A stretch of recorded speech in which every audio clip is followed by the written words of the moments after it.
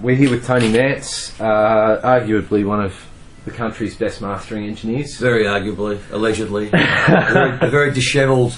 Unfortunately, I'm behind the camera at this stage, but you know, that's all good.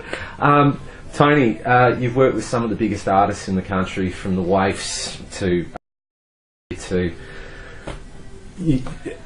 endless list. However, your philosophy and Adam's philosophy are very much the same philosophy of whatever it takes for the artist. It doesn't matter whether the artist is from the top echelon or the bottom echelon of the industry. Not at all. Every artist is the same. I can't remember the last time I went to buy milk and bread at the store and handed over a $20 bill, and they looked at it and said, "Oh, I'm really sorry, we can't accept this because it wasn't earned by doing a top flight artist," you know. But having said that, it's not really about the money. We'll work with anybody who wants to work with us, yeah. And because we know that everyone has a lot of choice these days, and particularly now with budgets being smaller. And we're not the cheapest show in town, but having said that, we try and be as competitive as we can. And yeah, I mean, I love working with indie artists. Why? Because the music's always fresh. It's great to be working with young guys and gals who bring in enthusiasm and passion into their music and into what they're doing, and you feed off that. And I'm 46 years of age and been in this business for, you know, since I was 18, since I left school. And mastering the whole time? For the majority of that time, yes, yeah. And so, you know, for me, to know that people make a conscious decision to come and work with you, without wanting to sound corny about it, it really is a great privilege, and you've got to respect that. And everybody started from nothing, you know. The other exciting thing about working with new bands is that if you see them go off and do things, I think there's a lot of, even if they don't continue with you later in their career, you know, for example, and it's happened quite often, a band will come in, not very well known, do a record, they maybe get a record deal, and the record company says, look, you know, we've got to go to LA or New York, or that's fine.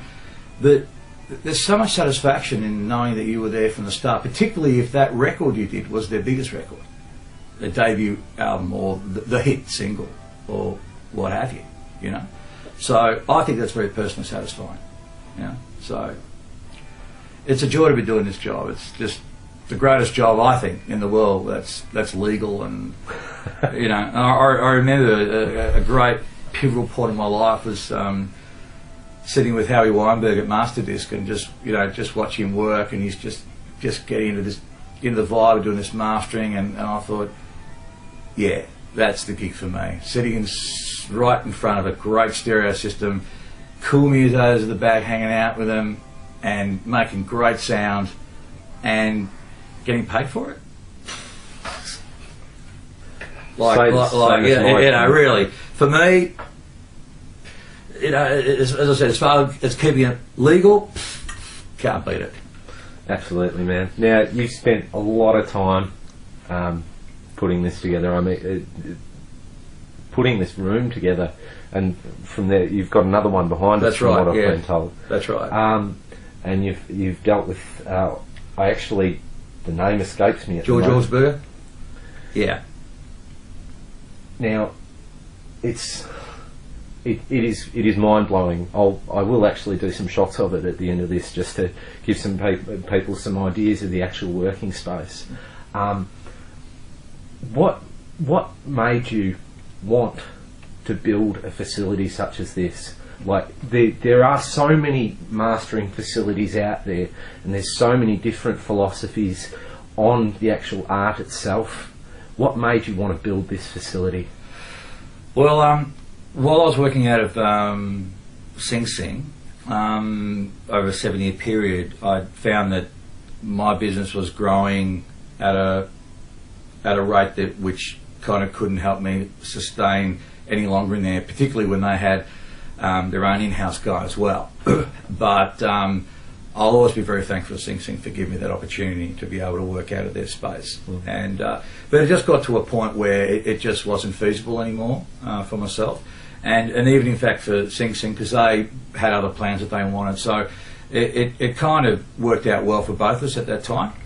And so but it took about 2 years to get to get the place open. But the reason I got onto George Augsburger was just through Dave Collins, who was working at Steve Markison's place at the time, a very dear friend of mine, who was telling me about George. And at the time when I was looking for people in Australia, I just, I've been to quite a few rooms, and we've got a lot of very clever acousticians and people here, but just, again, going by the work and listening to rooms, there's nothing there that really kind of made me go, wow. So, seeing as I thought, I've got one crack at doing this and I want to do it right, it was either, because coming from Sing Sing, I couldn't really take a step sideways. It was like either go up and do it right, do it once and do it proper, or just go home, like everyone else, and just run it cheap and just turn it around. And I'd already worked from home before and it didn't work. So, but anyway, I thought George was out of action because of his age, but apparently not. Just spoke to George, and he ended up being cheaper than anyone here in Australia. Not just like his fee to design 2 rooms, to be flown out, to supervise the build, to do the tuning and sign off on everything was cheaper than what it would have cost me to do plans here. Wow. And I also had a friend who was at the same time building his studio with another one of Australia's top acousticians, and it was a nightmare process for them. So, I felt vindicated by getting onto George, and he's a legend in the industry. I mean, he has very, very few peers, and he's just a total pro. I'm really, because at the end of the day, it's the foundation of any mastering room. You can have all the best gear in the world, but if you can't hear what it's actually doing, it's a moot point. Yeah, well, myself and Adam were actually talking about people, like a lot of people within the industry now, especially as you said yourself with the shrinking budgets, mixing from a home environment. Now, that presents certain problems with the bottom end, and that not being reproduced properly. How do people approach you to go, Tony, I really want you to have a listen to this and see whether it's like, do you offer that service as far as giving something a listen and saying, look, it's not really there? Oh, absolutely. And it's on our website, and we do that as a no obligation service. It's something that I've been doing ever since the old days of Sing Sing, and I've noticed that a lot of people around are doing that. Well, anyway, I got the idea from another engineer, in fact, Phil Dimitro from Lacquer Channel in Toronto, where I spent some time as well. So I don't claim any, any rights to this.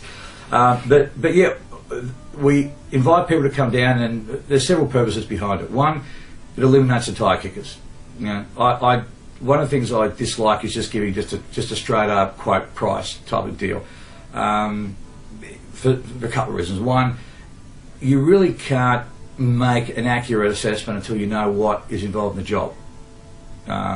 People can come and say we need this done, but then on the day of the session, but we want some instrumental versions done, we need some editing done. So until you actually get to qualify exactly what you need to do, and you know roughly in your own mind how long it's going to take, you can then make an assessment.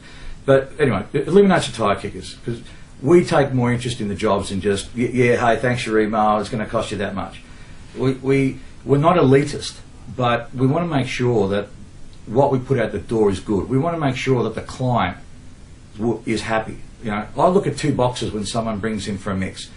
One box is there anything in this mix that I can't fix at the mastering stage? If there isn't, tick. And then, can I give this client some value for money? Yes, I believe I can, tick. It's done. After that, it's the client's decision. It's also a great way to find out more about your client, their music, what their needs are. As I said, we have 2 other guys that work out of here. And, to be a great engineer, you have to be well versed and good across a whole scope. But, Adam, for example, is a phenomenal engineer when it comes to doing jazz or acoustic kind of projects. He just is. He just, you can't be just absolutely brilliant at everything. I tend to be a little more comfortable, if you will, or a little bit better versed, or have had more success perhaps when it comes to hard rock, electronica and hip hop.